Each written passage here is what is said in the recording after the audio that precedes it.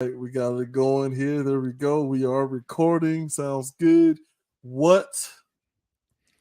Where did you find the love of comic books, comic book characters, stories from science fiction like The Lord of the Rings? Where did all of that come from? Hmm. Uh, I mean, I think probably I'm an idealist, and I love good stories. I Mm-hmm. love stories that have a good character arc and a resolve, and you know, I'm fine with a good redemption arc, but it can't be cheesy. I just it so a good story that's a good happy ending story. I love it. I love it. And Yes. um, so so you know, I think Marvel has done mostly a very good job, right? I think we could criticize certain things here and there, but there's there's Absolutely. there, there's often real sacrifice involved, and real tension between even the characters who are the heroes. So my favorite Marvel movies have been Black Panther, one, um, Mm-hmm. Doctor Strange, right? Because there he, Ah. because both T'Challa and Doctor Strange are people who learn how to sacrifice, and they're like, I'm willing to lose. And Mm-hmm. so when T'Challa is in the realm of the ancestors and confronts his father and all his ancestors and says, "You're all wrong," I was like, Boy, if I had the chance. I know. It was just so good. So, Yeah, man. and same with Lord of the Rings. It's like, no, we're gonna do what's right and what's good, even if we don't know that this is gonna defeat Sauron, right? Like Ooh. they don't know. They actually don't. So Right. that's stronger in the books than even stronger in the books than in the movies. And it's Yeah. just so gut-wrenchingly good. So I think there's just something probably in all of us, maybe because we serve a God who made us to eh, desire a story where good triumphs over evil somehow, right? I Mm. mean, it can be Hope. complicated, but Like, it's got to have some hope, right? yes, exactly. Otherwise, you're just delving into someone else's misery, and if you do that long enough, you're bound to get caught in that. I like, you know what? Let me pause for just a second. Let's go ahead and actually start the show. This is good. Yep.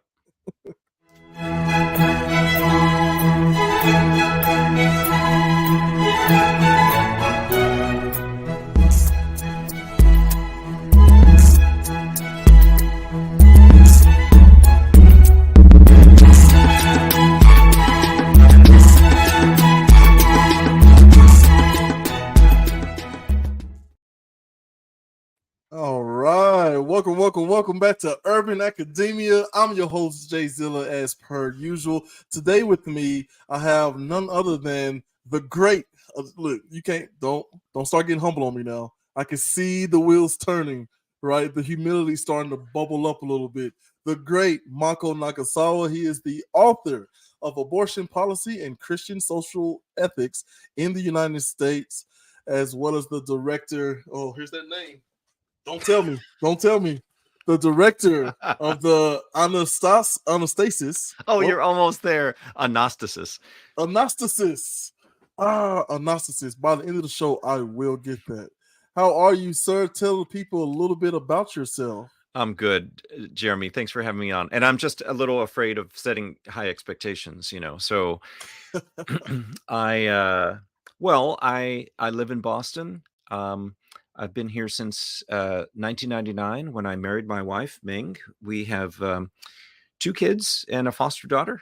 So and we live in Christian Intentional Community in Dorchester. Had some fabulous connections and friendships in the Black church community that Hmm. we became part of here. Before that, I was raised in California, Los Angeles for 18 years, and then the Bay Area for about 9 years. I went to Oh, Stanford, wow. did my undergrad there. At one point, I thought I might become a public high school teacher. Life took a different direction. Um, I did work at Intel for 5 years or 6 years, right, Mhm. 6 years, while I lived in a Mexican immigrant community called East Palo Alto, while I was being mentored by a couple, and and then my wife and I met long distance on a blind date, and then we a year later got married. I moved out to here in Boston. So that's a little bit of me. Oh man, that answers the question: how does anyone immigrate into Boston? Oh yeah, It's a lady. It's either a job, the universities, which are very good, or a lady. it's Okay, love. so That's right. it's love. And the cheesesteaks, right? Like, okay, side note, how good are the Uh, cheesesteaks? well, I mean, I mean, Philly is Uh-oh. definitely the home Uh-oh. of the cheesesteaks, but Boston, the hmm, it, it's not the native Boston food that's great. I mean, Right. sure, clam chowder, like lobster, seafood, that is good. And Oh, Boston has wait. become more of a foodie city. So, but I think that's more of a recent thing. You know what? I love you covering for me, but I totally, in my mind, heard Philadelphia because I am hungry. Oh, There's a gas station close to here that I sells you understand. like makeshift Philly cheesesteaks, and I completely just put that on you. Paula, listen, all you Bostonians out there, the clam chowder. I know. My apologies. That was a Philly thing, but I'm sure your cheesesteaks are pretty good. But I appreciate you for you just went with it. Hey, I love it. you know, right. Boston So has fun, a diversity of places, and mhm. so one of the restaurants, it was opened by, I think, a Caribbean couple, Ooh. Afro-Caribbean. It's called, oh, see, I'm 51 and my memory's going. Um, Comfort Kitchen, and it was named as one of the top 50 new restaurants in the U.S. Oh, So wow. that is good. They do some really uh, tasty food. So I'm y'all thinking come Caribbean, out this way. is that like jerk chicken, oxtails and stuff? Yes, yes. Oh, man, that sounds good. Mhm. Alright, so you're reaching a deep, deep love of mine. Like, I feel like I'm a foodie, and this is why I work so hard because I'm trying to be able to afford me, being able to explore around the world, you know? You ever Mhm. see those, videos, especially on YouTube, that are Yeah. like, "What do you do for a living?" "Oh, I just travel around the world tasting delicious foods and record it." I'm in the wrong business. I I'm know. I know. in How do I I'm in do the that? wrong business. Right, right. So tell us a little bit about your book, and I want to hold back as much as possible because I'm trying to get. Wait, okay, I gotta tell the audience a secret. Don't listen, okay? I'm trying to get him to come back on the other show for a book club, and once I finish reading the book, which I have started, and so far it is brilliant, I'm gonna try to lure him back to have a long form discussion about the book specifically. Okay. All right, I'm back. I'm back. I had to, step away and talk to the audience real quick. But tell us a little bit about the book. Well, I think yeah, it's obviously controversial in some ways. I think other people look at the title and it's like, I know what you're gonna say. You're a Yeah. man. You're a Christian. I know what you're gonna say, and I want to say you don't like the more I got into this topic over the course of years, the more Mhm. I realized actually, most Christians today aren't really telling the truth about what does the Bible say? What do we know and what do we not know, right? And then how did the early church engage with science? Because they did. They made science their friend, as opposed to, I don't know, Catholics and Protestants in the U.S. over the last 150 years Mhm. have felt like science is an enemy. And when you do that, they started to use abortion as a weapon to try to ignore science, right? To ignore Wow. embryology. And what do we know about early fetal development? So all of that just goes out the window. And then and then politically, there's just been two movements. I appreciate the earlier movement as opposed to the later. The earlier Mhm. movement was Catholics in the 1930s who they were pro-life before Protestants. At the time, Protestants didn't care. Actually, at the time, Protestants were more for eugenics, but that's topic for another conversation. Yeah, yeah. Catholics saw the abortion rate go up during the Great Depression because poverty, of course, right? Like Mm-hmm. you don't bring kids into the world if you don't have hope. So Right. so Catholics sided with FDR. They got behind the New Deal. They believed that the federal government should exercise more governance over the states, even though everyone screamed states' rights. But Right.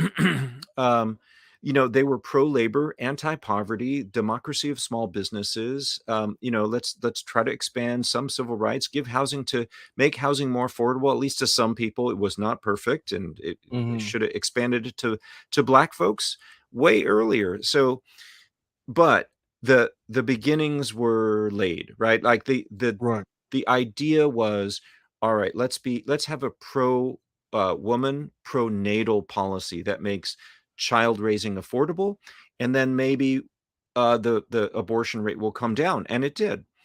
So that was the first approach, but the second approach was by white evangelicals, starting with Ronald Reagan. And Yeah. they jumped onto Ronald Reagan's platform because he brought together a coalition of anti-communists, right? So he Mm-hmm. wanted to fight the Soviets abroad, so big military spending, anti-communist. He wanted to dismantle the New Deal, right? He didn't want Oh to wow. like help other people raise their kids. So he wanted to help the rich. So he called that communism, and people believed him. And then he brought in like the Southern Christian segregationists who were used to be Democrat, right? Because those guys voted for Jimmy Carter just in the previous election. Right. So Reagan said, "No, it was called the Southern Strategy," and he said, "Let's make abortion a wedge issue." And the rhetoric was, "Why do people get abortions? It's because they're not trusting God. So they're atheist. Mm. Never mind, right? That 60 to 70% of all women who procured abortions were Protestants or Catholics. Okay, they're atheists. And who mobilizes the atheists? It's the communists.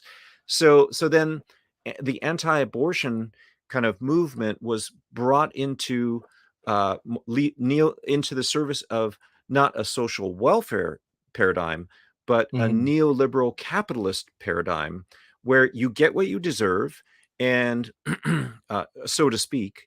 And Right. it's just the idea that, look, if you now, like, we don't want to support your kid, right? So if you have sex before you should and you have a baby before you're ready, too bad, Mm-hmm. right? It's on you. You should become a parent. That's what you deserve.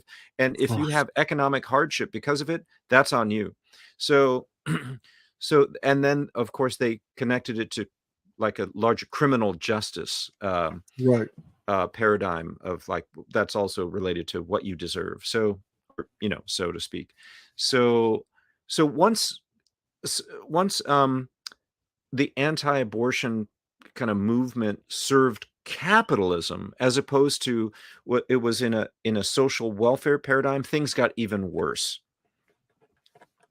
So those are the reasons why I wanted to write the book. Man. Because the more research I did, the more I was like, oh, this is really complicated, but it needs to be told, this story. So you said a lot there. How much of this? Because towards the beginning of the book, you talk about. Oh man, I'm not going to try to guess the date, but basically where they declare the Pope. Was it Infallible. infallible? Infallible, right? Right, right. So what does it do to sort of take the divine out of it and make a person sort of a divine figure? And how does that, later on, because I feel like it was what 1900s, right? 19th century, where they're making this case that the Pope is infallible, and how does that kind of seep into our ideology at present? Yeah, that was 1870, and then that's important because the Catholic Church changed its opinion about the fetus, and early abortion in 1869, just the year before that. So for over 1,500 years at least, the Catholic Church believed in what was called quickening. And quickening was when mom felt the baby kick in the womb. And Mm. that was thought to be when God ensouls the infant, like breathes a soul into the fetus, and the fetus then becomes not just a part of mom's body or tissues, but a living baby, Right. which deserves to be recognized as a full person, full human personhood. So I just want to make clear, no, the fetus is human life, but human personhood is a different category. It's a more specific thing, and Oh, that also becomes important, by the way, in end of life care, not just in beginning of life care, because when you're technically brain dead and have no brain waves, you could keep like a person's organs alive, so right. that is human life. But is it personhood? No, we technically say the person is legally and medically dead. So Mm. we do have to differentiate between human life and human personhood, because, well, the Bible does it too, but also it's important and practical to do so. So anyway, the two dates of 1869 and 1870 are just important to uh, understand, because they're part of, in some ways, a "we're afraid of science" mood on the part of the Catholic Church. So what was going on around that time? Well, Darwin's theories. Ah, Um, but also there was a growing movement starting in Germany that was about the Bible, that said we could read the Bible scientifically, like we could deconstruct it, we could rip it apart, we could find out where this piece came from. Um, the Pentateuch, or the Torah, the five books of Moses, weren't really written by Moses. They were a political compromise by different schools of thought in Israel. So, and they oh put it wow. together to kind of keep themselves together. Yeah. So they thought it was like the U.S. Constitution, right? It's like, oh well, here's free states, slave states. Hmm. It was a political compromise to stitch people who didn't agree together, and so that's what they were starting to say, and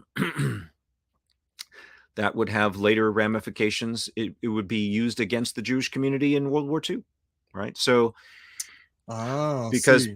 it kind of goes along with, let's make the Jewish community look stupid. So, Right. but Catholics and Protestants were also nervous about this, because it took the interpretation of the Bible out of their hands, Hmm. um, and into so-called experts, literary experts, so on. Right. So that was part of what they're responding to, and people recognize nowadays that, yeah, when you say, well, the Pope is infallible, and later in the early 1900s, the Protestant fundamentalists wrote the Hmm. fundamentals to say, well, the Bible's infallible. It was because um, they were nervous about, like, how do we answer people when they say, how do we know things? Like, Right. how do we know confidently that this is what our faith really says?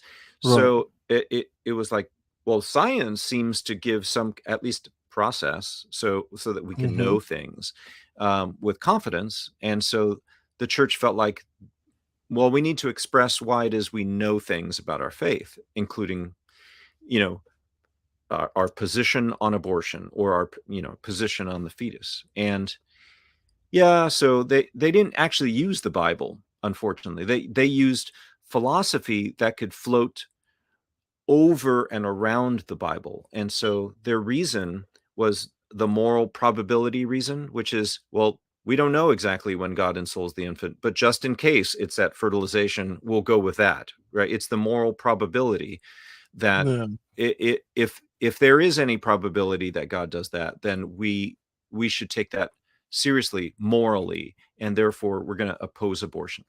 It sounds like Geico for the spirit, right? Some spiritual insurance. A little bit, I'm not sure, but just in case, we'll just do it in this case. way. Yeah. How does anti-abortion serve capitalism? I thought that was an interesting point you made earlier. What's the connection there? Well, it's primarily a political realignment. So this uh, gets at how Reagan won Southerners, white Southerners, into the Republican Party, and it's part of the Southern strategy. So um, abortion serves anti-communist uh, uh, ideas and pro-capitalist ideas in the sense that um, Reagan said, "Well, you shouldn't have to help pay for someone else's kid, right?" Like, Mm, actually, Senator Ron Johnson, I think from Wyoming, said right. recently, "Yeah, why should I help with someone else's children?" Um, Even though we do that all the time, but you know, public schooling. Uh, so Public facilities, like public play facility. areas or learning centers and things like that, developmental centers. That's right. Yeah, Like it's actually a good idea to invest in everyone's kids.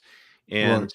And Jesus welcomed all kids and he said, "You're all my kids." And because God in the Old Testament to Israel, especially at the Jubilee in Leviticus 25 said, "You're all Oh, my yeah. kids." But, you know, in America, if you're racist and you don't want to pay taxes, then you don't want to support other people's kids. You don't want to make the investment in other people. Um, Even though you wind up having to pay for them anyway through the criminal justice system, policing, emergency care at hospitals, and a whole bunch of other Yes. things. Um, and but that was the rhetoric, right? So Reagan famously talked about the welfare queen. He won people to the idea of states' rights, and abortion kind of sits at that the same place. Like some of the same Hmm. rhetoric could be used to approach abortion. Like we shouldn't have to pay for other people's irresponsible choices. Blah blah blah. Even Right. though morally and from a Christian standpoint, like, do kids choose their parents? Right. Right? Like, no. So what do the kids? Unfortunately, because my mother would be Winfrey, Oprah Winfrey. Right, exactly. Temporary, mom. I love you. You just don't Right, have it like Oprah. right. So Yeah. so what the question we need to ask is why why do we make kids pay for all of the things that their parents can pass down to them, whether it be advantages or disadvantages? Like, what have the kids Mm, done to deserve any of that? Nothing. right. And so, um, but it made sense for Reagan to be so pro-capitalist that abortion became part of kind of a vision of the family where each family is independent and just takes care of itself, which really means you don't have to take care of other people's families. Yeah. Yeah. It's that notion that Dr. King towards the end there was coming more and more. I guess what could be labeled as radical, right? But That's his right. huge radical thing was, you're telling these people to pull themselves up by their bootstraps, but I mean, it's cruel to tell a bootless man to pull themselves up by their bootstraps, right? So he started talking That's right. about, the civil rights. Unfortunately, didn't cost anything. It didn't Right. cost anything to say, okay, fine, you're human, right? Right. We'll give you some resources and count you in the census and all this stuff. It didn't cost America anything, but the economic changes that he was asking for of all races, right? That's right. Um, was that's where he started to be deemed dangerous by the government, his own government, which is always a tragedy. But Yep. yeah, I like the idea that you were saying is what I've heard before, which is people aren't pro life, they're just anti abortion, if that makes That's right. sense. That's right. Right? Because what's the to the degree that you care about another person? It's like, oh, they deserve rights, they deserve to live, they deserve liberty and the chance, and they're born. Okay, now go live in your corner and be hungry and be, surrounded by crime and Right. build your value system based off of that, your environment, and then somehow overcome that and become a lawyer. It's Right. just, I don't know. Like, are people malicious in that or ignorant in your opinion? Um, well, there's in fairness, there's a range. There's a So range. Okay. there's ignorance, and then there's willful ignorance. So Yeah. uh, so I so I don't know, but in general, I think there's uh, um, we need to keep saying all these things, right? As Dr. King Right. said, like, well, wait a minute. Now, white government gave away land in the West to white families. Uh, they had the post office to serve all those people so they could keep in touch with all the people back east that they were leaving behind. Not only Hmm. that, but white government fought Native Americans so they can take that land, right? I mean, there's Right. all of the Homestead Acts, and there's all, and Hmm. then during the New Deal, uh, the unfortunately, the New Deal and the GI Bill, FHA only gave really housing benefits or mortgage coverage to white families, um, Mm. and so it's always been about big government, and let's not Wow. even get started about like all the money that the government gives to corporations that are in the defense business, the electronics business, the Hmm. uh, roads and infrastructure business, Right.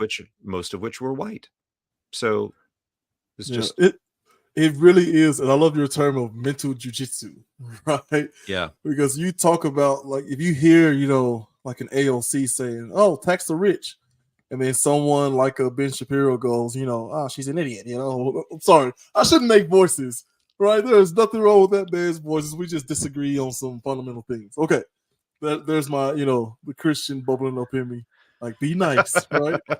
But he'll come behind a statement like that, tax the rich, and he'll call her an idiot. And, 90 around 90% of the rich account for all of the taxes, right? And which mathematically is true, but he does a good job of not telling like the whole scope, right. which are corporate taxes almost don't exist anymore, Yes, and yes, they're still taxing us from our resources, our power, the environment, right?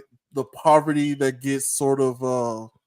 sort That's of right. activated. Like, it's a lot. You need to tell the whole story.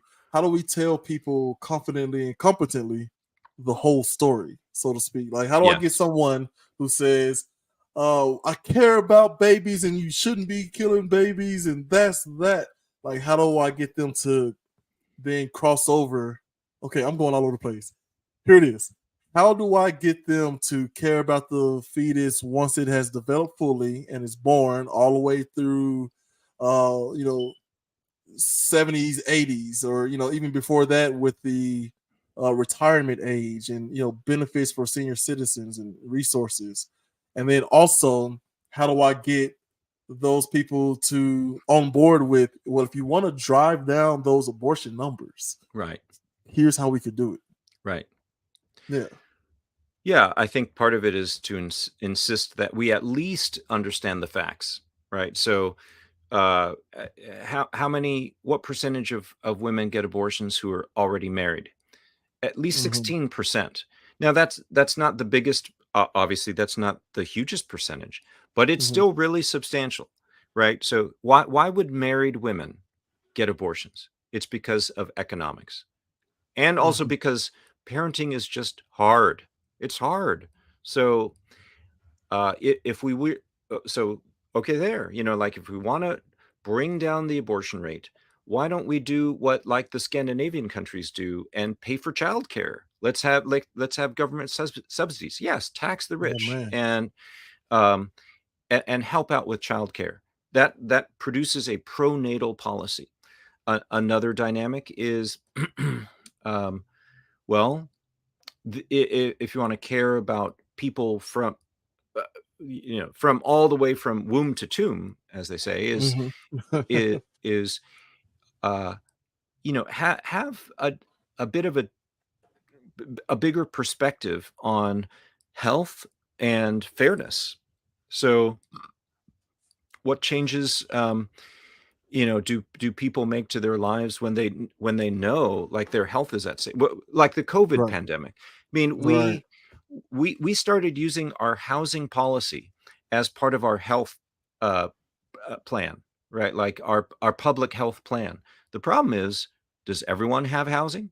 Can you stay at home? Like, I mean, not everyone can. So what do we Right. do about that? Because that impacts disease, and so and we have kind of free marketed ourselves into a housing crisis.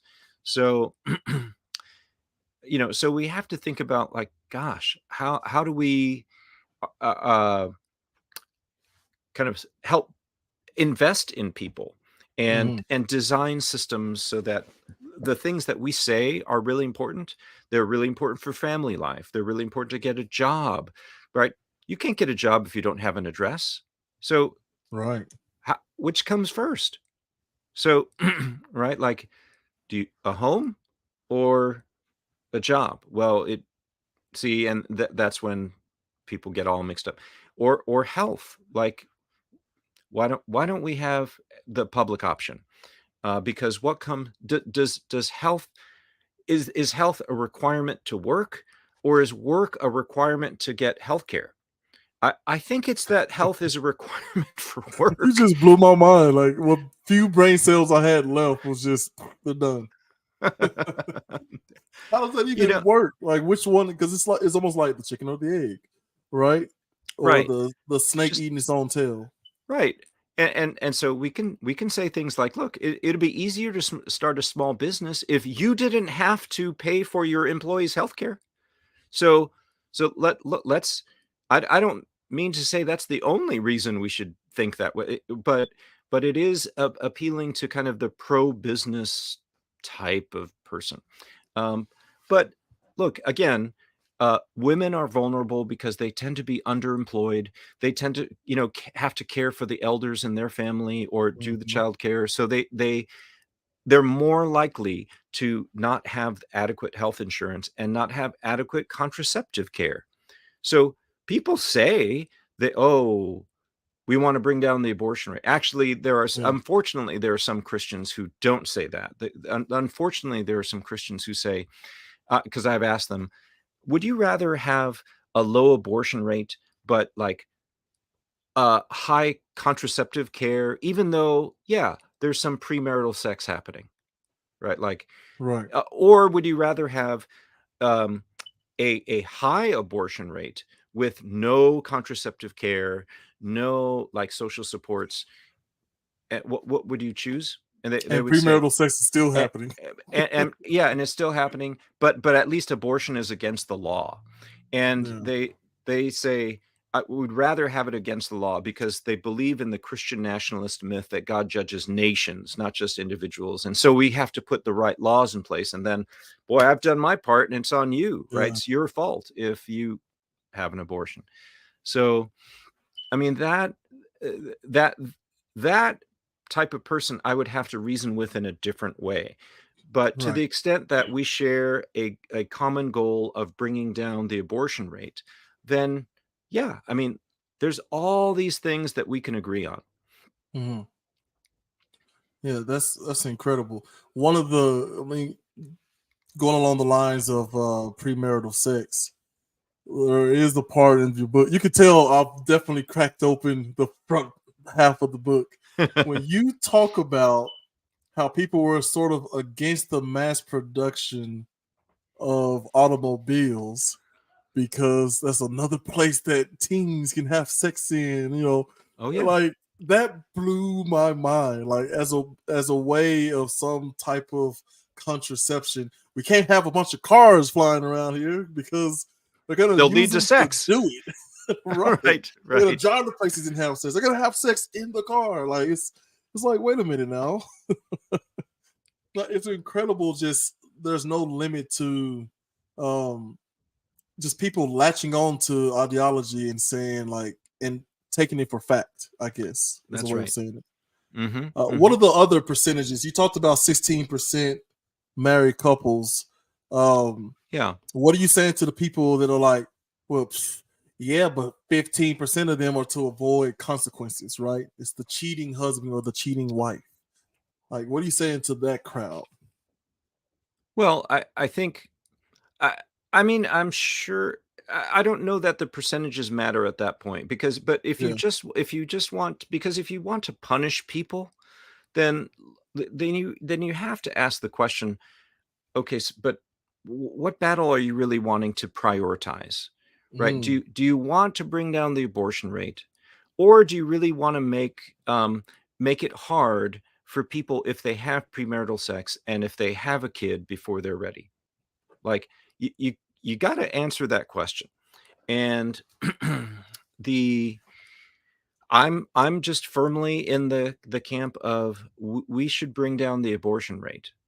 mhm, Uh, Also because uh, I I'm going to say this a little more strongly than I actually mean it, but let's just say that our capitalist system is so dehumanizing that sometimes the things that people do in order to feel human mhm, is to have a boyfriend or girlfriend. I mean, especially if, like, you're a poor woman, how do you afford rent in these days, right? Like, mhm, well, you probably find a boyfriend and live with that boyfriend, but then you're vulnerable. And in general, it's mhm, just more expensive to be a woman so than it is to be a man.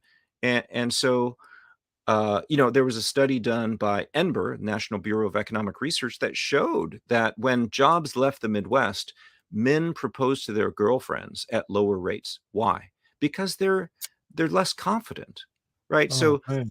yeah, don't we want people to get married? Yeah. See, and economics has something to do with it, and Mhm, and so let's just say that people are going to have sex anyway.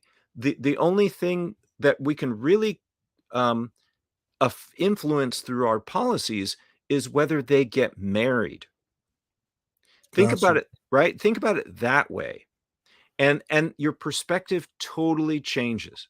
So then, look, why not go for the 4-day work week so that people actually have time to date, like, to actually know themselves, Right. and to be invested in their communities. They don't live siloed lives. Like, they Mhm, actually can be part of one another's lives. Wouldn't that lead to healthier relationships? I think so, right? So um uh, we uh, what do we think is humanizing? And I right. know, like, but I'm not making excuses for people, right? I am a Christian. I'm a leader at my church. I hope people come to Jesus. I hope they make faithful choices with their bodies and Mhm, have sexual integrity.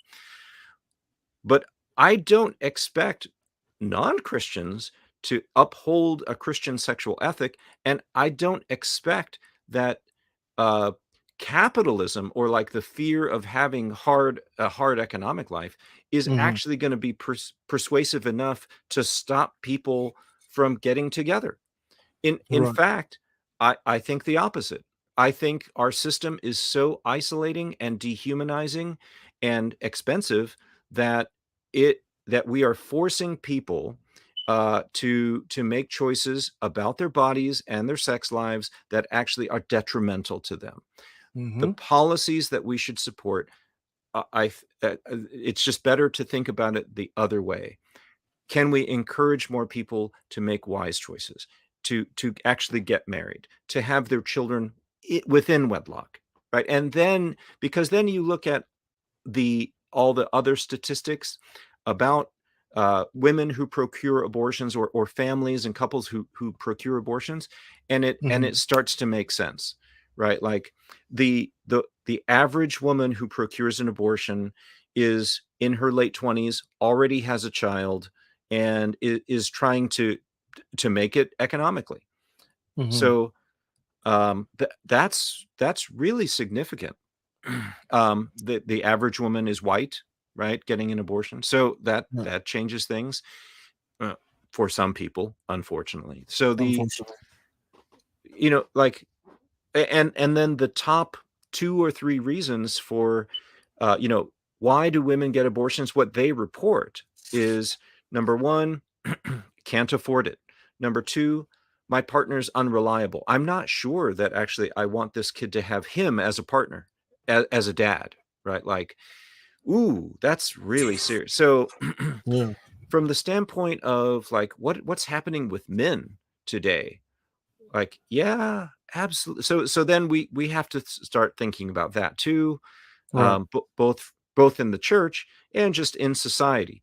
How much social media is out there? How much is porn out there? How much do men feel known? How do they have a mentor? So uh, all of those things play into whether a man is going to be a reliable father, right? And Right. therefore someone that a woman would want to have as their child's father, right? Like that they want to marry. All these things matter. That's a long list, and I'm sure that's just the top, the tippy top of the iceberg. I love how so many of your videos. I'm speaking again with author Mako Nagasawa, also the director of Anastasis. Anastasis. Anastasis. What is this? Anastasis. Like I see it, but okay. I know it's tough. Anastasis. It's tough. Director of the Anastasis Center. I'm gonna put this up so the rest of the audience can struggle along with me. So I look at your website, right? You being the director of it, I'm saying your, but I know many people go into making this a possibility. I have a great Looking team. at the website here, right, and as I'm just kind of scrolling through, I mean, I could spend all day on this, right? Got a couple of highlighted videos there, right? Wonderful quote, but I want to get down to this section down here. Holy cow, right? Like some of these words I had to look up, and like all of it looks very, very interesting to look into. Like Mm, some of these themes: Christian white supremacy, women in the church leadership, Bible supernatural designs, hmm. like all of these tools. And then down here you have your hot topics, right? Yeah. Proof of the Bible, race, sex, just all of these things to explore. How did how did y'all get this thing started? And I guess what went into creating this center? And is there a physical location or is it all digital based? It is digital, and so Uh-huh. there's a small team that I lead, and they are wonderful. They live in different places in the U.S., and then Mhm.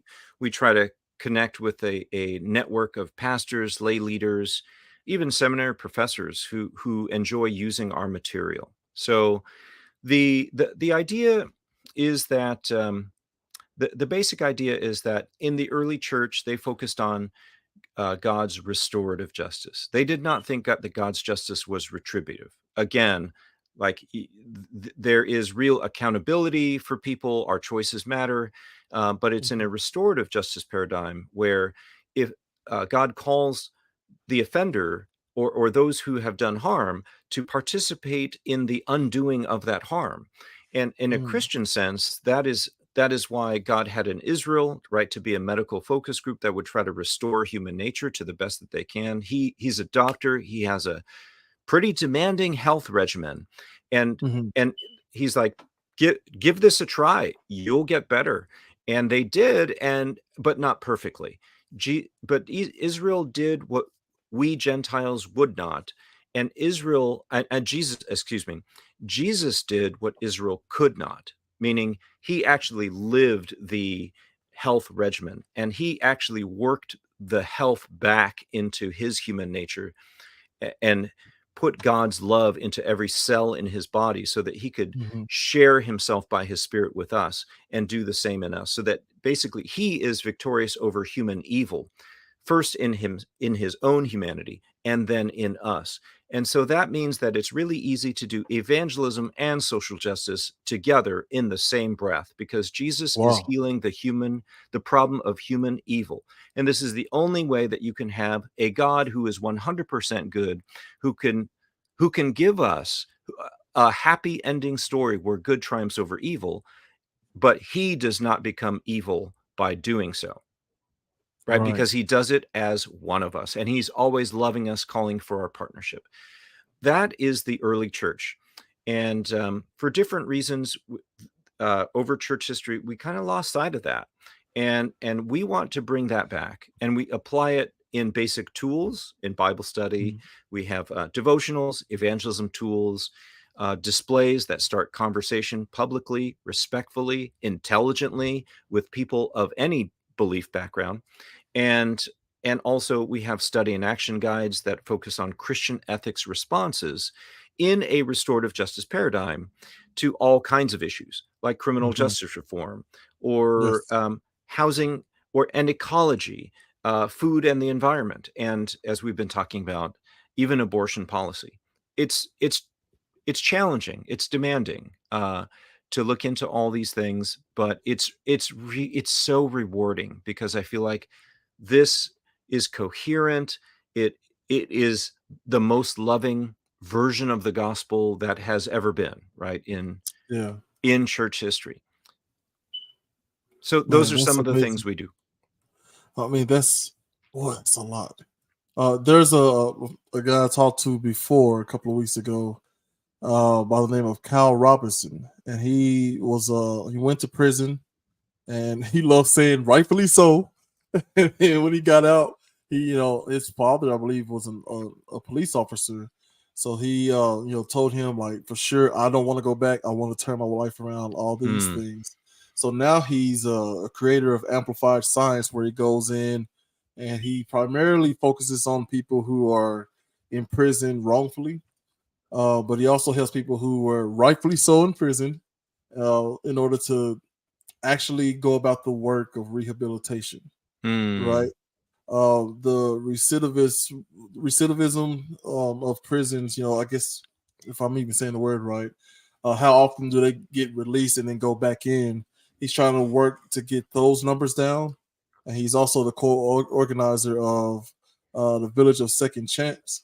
Now, you talked earlier about how Reagan was able to take a bunch of different opposing groups and file them all under possible communists, right? Communism. This is our big fight, right? that's right. As you And then later on, you see the culmination of that, where the Black Panther political party is being labeled as more dangerous than Soviet or the USSR, you know, who had nuclear missiles, that they were more dangerous. And if you look at what, of course, they had plenty of mistakes, plenty of things they could have done wrong, better, right? But at the heart of it, feeding the children in the community, putting them to work in the community, people of all races.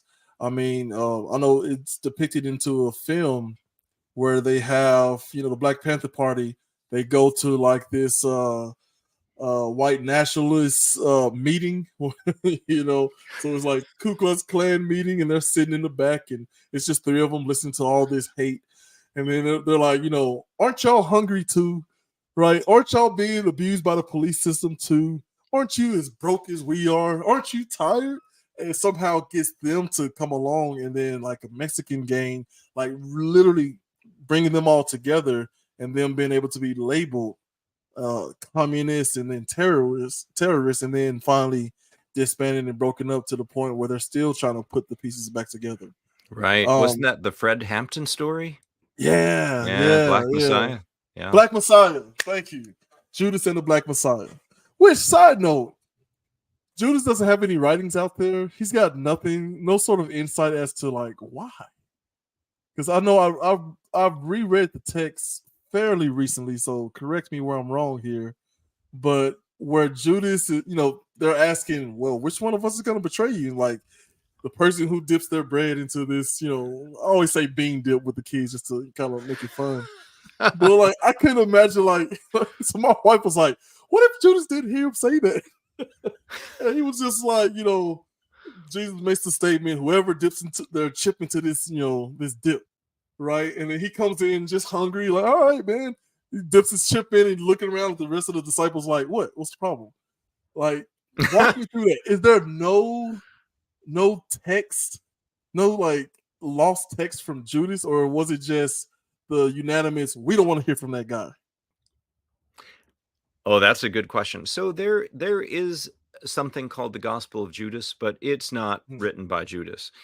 Ah, It's a Gnostic document that comes out maybe in the late second century, and it it pretends that Judas was really like the the the savior, the hero of the the story. favorite disciple. Yeah, like he was the real hero because Jesus told him secrets about what was really going on and not the Yeah, other disciples.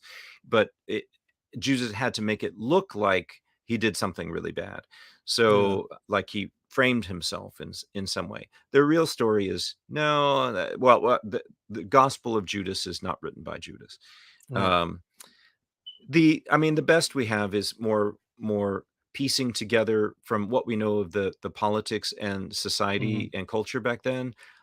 I think that Judas just wanted to um, try to force Jesus's hand to lead a military revolution. I mean, that's probably the best guess we Ooh, have. okay. Right, and so it wasn't so much that he had no love for Jesus or no love for the other disciples. Hmm. It's just that he thought that this was how it was gonna play out.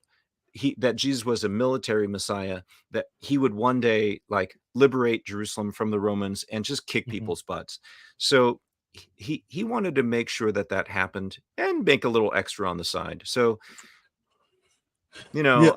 I think that's the most reasonable, uh, Yeah. yeah, thing. No, that fits. That makes sense. It's not as fun as like, guy at a party is kind of loud and I didn't know. I just was hungry. I didn't mean to dip it in here and then lead to betraying Christ. No, but okay. So even with some of the writings, am I accurate in my reading? Was Judas also known to have like used the money as he saw fit? Like, so basically, it sounds like they're accusing him of stealing from the purse. You Yeah, know? that's in John 12. So, Okay. yeah, according to John 12, he kinda took stuff from the top, Yeah. and then pretended that he was giving it to the poor. So, Mm. yeah, Yeah. So there's a lot going on with that fella. Okay, yeah, man, I was always fascinated by that story, especially when it's like, hey, we'll pay you this money to show us which right. one he is. Oh, He right. makes the betrayal with the kiss, and then like this scene, like I always see it in my head. It's like, huh, I didn't mean to do this. Here, take the money. It's like, ugh, we don't want that blood money. He's like, you gave it to me in the first place. Nope, we don't. Right. Him just like hurling the money, like, just get it like hot potato. But like, Yeah. oh, that's a lot. Okay, let's go back to more recent stuff. I don't know how well because we're at the end of the show here. This may Yeah. be a tease for next time. See what I did there, audience? Uh, the situation that's happening in Jerusalem to date. It's a In tricky Gaza and situation. the state of Israel? The Gaza Strip with Hamas and its occupation of Gaza and Israel, and did they fire the missile? Did they not? Why are they blockading aid? Um, just how do we look at the Bible and find some sort of order to that chaos? Wow. That's a big question. So, I'm gonna start with this my simple response and then Uh-huh. kind of work back into the more, uh complicated response. Love it. And because I want people to feel confident that when they raise questions that they're it can cut across Christians who have all kinds of beliefs about what's called the end times. And so, Hmm. I've seen in the US a lot of posts on Facebook and other social media from people who give this kind of timeline of like things that happened in biblical history and more recent history with the state of Israel. And then they give a map, and the implication is like, well, the Palestinians have no right to the land. It's just it belongs to the Jews under the state of Israel. The Uh, the thing that I raise is every time I see that, and I've done this maybe half dozen times, is I look at Ezekiel chapter 47, and I think this is like verses 21 to 23 or Hmm. thereabouts, and it basically says, well, in the end, God is going to restore Israel to the land, and they will also welcome foreigners and aliens, and those aliens will be co-heirs with Israel on the land. Mm. So that's a very, and when I do that, I've gotten a few likes or whatever, but and some and like one person asked a genuine question about like, wow, that sounds like they should be able to coexist. And the thing is, yeah. And the reason why I start there is because whether you're Jewish and only recognize the Hebrew Bible, or you're Christian and Mhm. you recognize both the Hebrew Bible and the New Testament, like that's in your Bible. And Right. whether you're a Zionist or not, at that point it's a little it's a secondary issue, right? Like this passage says, um the the vision of the end is Mhm. that, or the the resolution to conflicts and stuff is that uh Jews and Gentiles would be able to live on the land, and the Israel at that time will welcome the foreigner, the alien, to do so. Mhm. So why aren't we doing that with the Palestinians? See, there is a I know maybe in other places, Europe and the UK, it's the assumptions are the opposite, where they wonder, do Jews, have a right to the land? Maybe it should go back to the Palestinians and stuff. Mm. That's complicated too. Um, but this passage also speaks to that, because there is coexistence. So, Right. and and then we can start working out the details. But I would say let's start there, because the Zionism is an excuse. Like your vision of the end then is, if you think only Jews should live on the land, then what do you Mhm. do with a passage like Ezekiel 47? Right. And so at that point, if you haven't made room for the Palestinians to be there, Mhm. and maybe there's going to be more, I don't know, but I mean they're the people who are there right now, Right. then you're not actually being biblical. You're doing something else. Phew. So so I would start there, and from that point, it's really important to understand the recent history over the last few decades, to understand, Mhm. on the one hand, it is really difficult to be Jewish, right, in the world today, especially Absolutely. in Europe. On the other hand, I mean, the Palestinians in Gaza over the last few decades have been uh, an open air prison kindergarten, right? Because most people are children, and Mhm. Israel totally controls their water, electricity, and so on. And so, Everything. Yeah. And they you know, say they basically give it for free. And I don't know how accurate that is. Like I know they charge or whatever, but like compared to other places, they're basically gifting that to them.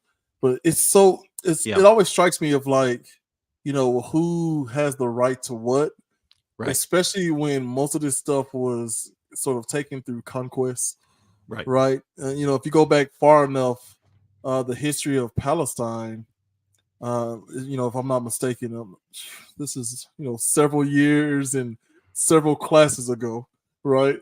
But basically, before the Palestinians were there, it was Israel, but Israel.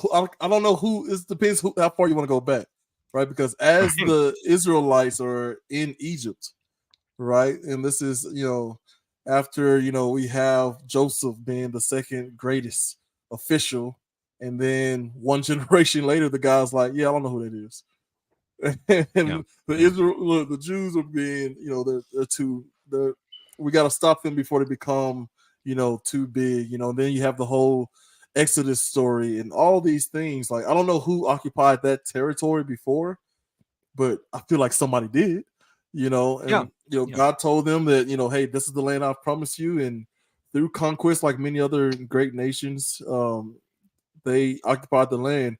Now, then the Romans came in later, right, and took over, and to sort of throw it in the Jewish community's face, they named it Palestine in order to mock their faith.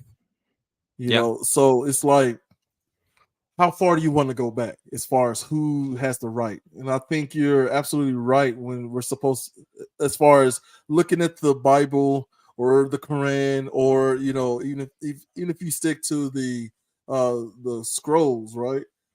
It all comes down to, I feel like the Bible is very clear that, one, we don't force our religion on anybody. Two, Right. we want to make sure that we're able to live. And there are some times where it says to the Jew and the Gentile. Like you see a lot of that in the New Testament through Paul, where he's addressing them separately and then together, but it's still always an ideal of living together because every single one of y'all are God's children. Right. Right. And so I don't know. That's pretty good. We're going to have to invite you back. You've only opened more questions for me. Well, Jeremy, I would love to come back, and just for the sake of our audience, I know, Mm-hmm. the questions about abortion and the Bible, and especially the Bible. I mean, the early church is also very interesting, to Mm-hmm. me and to probably a few people, but not to everybody. But the Bible really is important. And we're out of time now. I just want to say that there's 3 videos on my YouTube, on the Anastasis Center's YouTube channel, called Abortion Policy. Because we tried to set up a series of 3, a class with 3 sessions where we tried to distill some of the most important things from the book into the Dobbs era, right? So when in 2022, when the Dobbs decision was handed down by the Supreme Court, that really changed things. Roe v. Wade was overturned, and so it's been an important time to talk about these things. And so I think many people probably do have questions. I would say look at Exodus 21 verses 22 to 25, and then jump in there with me and listen to the videos. They'll set a frame for how do we understand that. All right, man. That is amazing. So there's the site for the YouTube channel. You can check them out right there. Make Awesome. sure to pick up this book, right? Abortion Policy and Christian Social Ethics in the United States. You can get that right here with that link. All of these will be in the comment section, as well as, okay, here it is. You can go right here to get to this website. All right, you ready for me? I'm gonna try it again. You ready? Ready? You could do it. The Anastasis. You got it. Come on, man. The Anastasis Center right there. I'm gonna stop saying it so I can quit it while I'm ahead. There is the link to that. And really just take some time to explore it. I mean, it is amazing.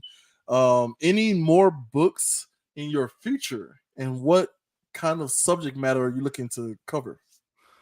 Yes, actually, one just came out. I contributed a chapter to a book called Reparations and the Theological Disciplines. And it was so my chapter is called Don't Make Me Feel Guilty, and how penal Oh man, substitution actually hurts the efforts towards reconciliation and reparations. So there's that. one more time for the title. Reparations and the Theological Disciplines. It is a textbook, though. Well, but check out my blog to see some of the background work that I did in order to write that chapter. Amazing, and that can be found on the website. Yes, Right here, the Anastasis Center. All yeah, right, and thank and you so then much.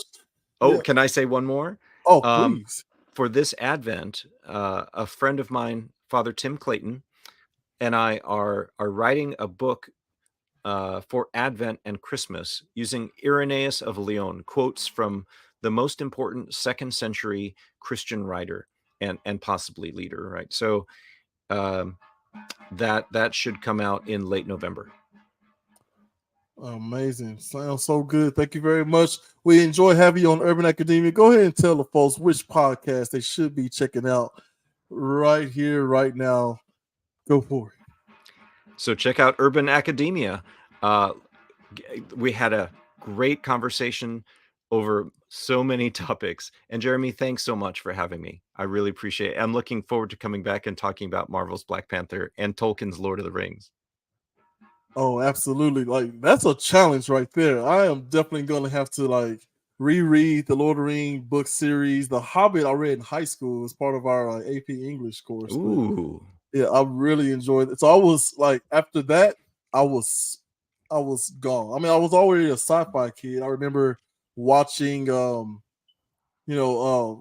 got my hand on the original Star Wars: A New Hope. And then I Wow. saw the number. I was like, number four?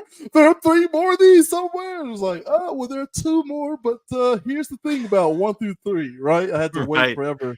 Right. But yeah, so I was already a huge sci-fi fan. Like, so that just pushed me over the edge. Hitchhiker's Guide to the Galaxy. I even got into some the what is it? Oh man, my wife's gonna kill me.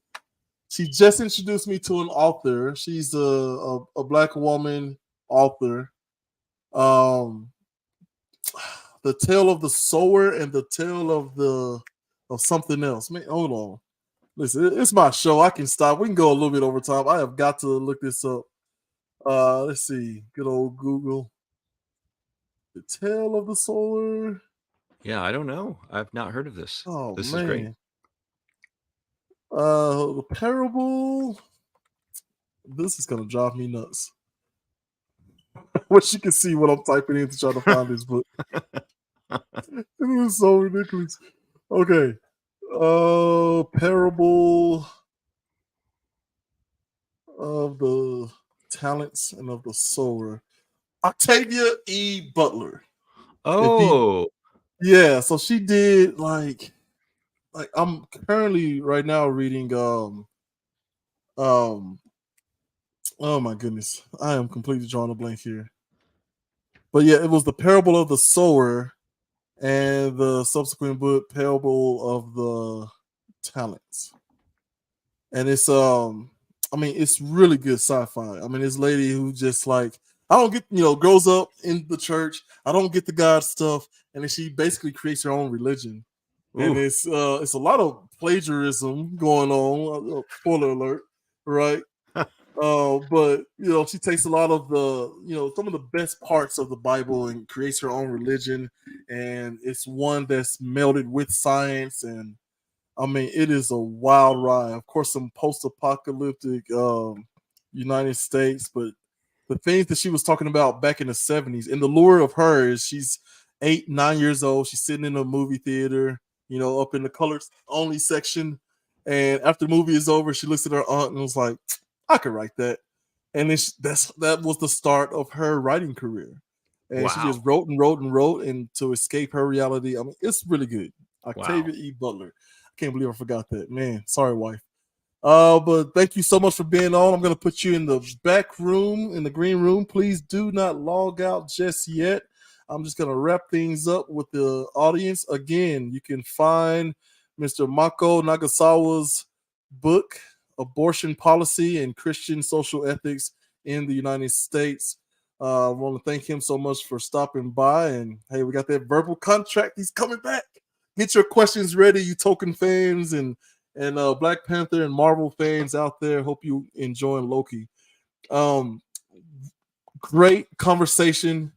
If my other partner Chulo Rich was here, like he would have been all over these questions because we often have long conversations about how do we meld science with politics with religion, and I'm a firm believer of working first with religion and then letting that kind of guide the rest. And even for the unbeliever, like there's still so much wisdom and hope in the words of the Bible that I hope that they still explore it, like maybe explore it as an academic. But I love his idea of we need someone who's willing to sacrifice or willing to lose, or I'll put lose in quotations there, um, to tell the truth, right? Uh, Label your goals. I want to explore this the next time Mr. Nagasawa is on, about really trying to understand, hey, let's pause this, back and forth for a bit, and you tell me, what are your goals? Like, what are you actually trying to get out? You say, I hear you. You say you're pro-life. What does that mean to you? What are your goals? What would you like to see happen? How can we tangibly achieve this? These are some of the things that we have to start asking each other, and with patience, with grace. We like to say on the show all the time, everybody's a little bit right, everybody's a little bit wrong. Each of us has something of value to share. And how can we take all that collective pain and experience and leave the pain behind and extract the wisdom? But hey, common sense ain't coming, but we're going to still keep fighting the good fight. Join us next week. Thanks. For you. For you. For you.